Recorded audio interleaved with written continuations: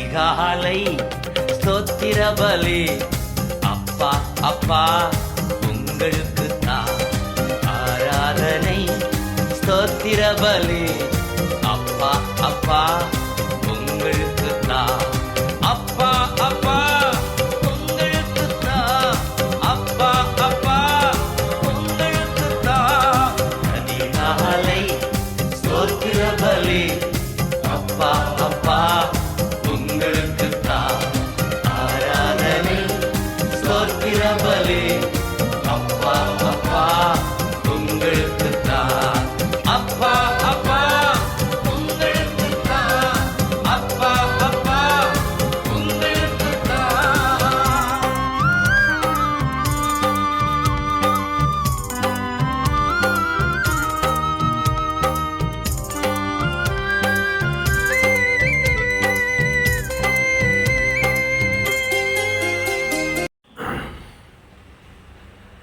கர்த்தருடைய பரிசுத்த நாமத்திற்கு மகிமை உண்டாவதாக.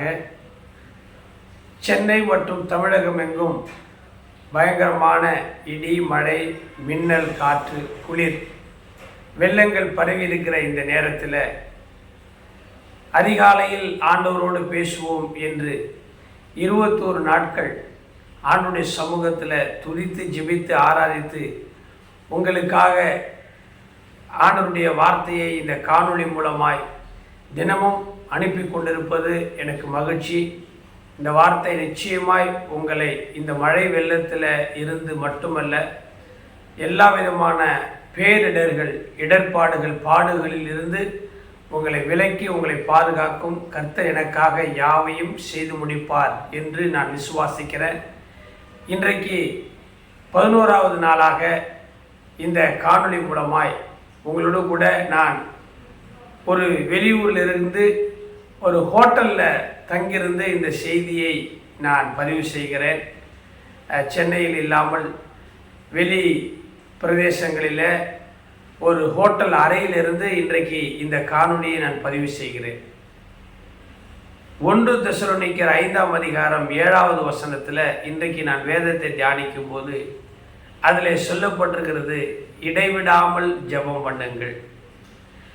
இடைவிடாமல் ஜெபம் பண்ணுங்கள். ஆம், உங்களுடைய வீட்டை சுற்றிலும் ஒரு தண்ணீர் மழையின் நிமித்தமாய் ஒரு வெள்ளம் சூழ்ந்திருக்கிறது அல்லவா? அதுபோல உங்களை சுற்றிலும் சூழ்ந்திருக்கிற இருள், பலவிதமான பிரச்சனைகள், போராட்டங்கள் எல்லாவற்றிலிருந்தும் நீங்கள் விடுதலையாக வேண்டுமானால் இடைவிடாமல் ஜெபம் பண்ணுங்கள். கிறிஸ்துவை சொந்த இரட்சகராக ஏற்றுக்கொண்ட நமக்கு ஜெபம்தான் பிரதானமான ஆயுதமும் ஜெபம்தான் பிரதானமான வழியுமாய் இருக்கிறது. நீங்கள் இடைவிடாமல் ஆராதனை செய்யுங்கள். இடைவிடாமல் நித்தமும் அவருடைய சமூகத்தை தேடுங்கள். இடைவிடாமல் நீங்கள் ஜெபம் செய்யுங்கள். தானியேலுடைய வாழ்க்கையில் அவன் அப்படித்தான் செய்தான். ராஜா அவனை விசாரிக்க வரும்பொழுது, தானியேலே, நீ இடைவிடாமல் ஆராதிக்கிற தேவன் உன்னை தப்புவிக்க வல்லவராக இருந்தாரா என்று கேட்டபொழுது தானியேல், ஆம் ராஜா, என் தேவனாகிய கர்த்தரை நான் இடைவிடாமல் ஆராதித்தேன், அவர் என்னை தப்புவித்தார்.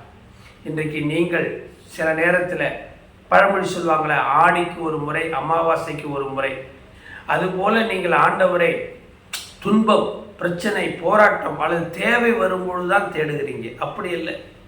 கர்த்தரை எக்காலத்திலும் ஸ்தோத்தரிப்பேன், கர்த்தரை எக்காலத்திலும் துதிப்பேன், அவரை துதிக்கிற துதி என் வாயில் இருக்கும் என்று சொன்னார்.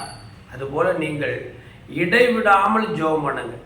இந்த மழை வெள்ளம் மட்டுமல்ல, இதற்கு சமமாக எத்தனை பிரச்சனைகள், போராட்டங்கள் வந்தாலும் உங்களால் மேற்கொள்ள முடியும். இந்த காலை வேளையில் இந்த காணொளி மூலமாய் அதிகாலையில் ஆண்டவரோடு பேசுவோம் என்கிற இந்த நேரத்தில் உங்களுக்கு சொல்லிக்கொள்ள விரும்புகிறது ஒன்றுதான், இடைவிடாமல் ஜெபம் பண்ணுங்கள். நித்தமும் அவர் சமூகத்தை தேடுங்கள். எத்தனையோ வேலை இருக்கலாம், நமக்கு நிறைய பிரச்சனைகள், போராட்டங்கள் இருக்கலாம். ஆனாலும் நீங்கள் இடைவிடாமல் ஜெபிக்கும் பொழுது, நீங்கள் இடைவிடாமல் ஜெபிக்கிற தேவன் உங்களை எல்லா தீங்குக்கும் விலக்கி தப்புவிப்பார். கர்த்தர் உங்களுக்காக யாவையும் செய்து முடிப்பார். நான் வெளியில் இருந்தாலும், நான் வேறொரு இந்த ஹோட்டலில் தங்கியிருந்தாலும் உங்களுக்காக நான் இடைவிடாமல் ஜெபிக்கிறேன். கர்த்தர் நிச்சயமாய் இடையில் வேறொரு கிரியைகளை நமக்கு அனுப்பாமல் தேவ பிரசன்னம் உங்களை காத்துக்கொள்ளட்டும்.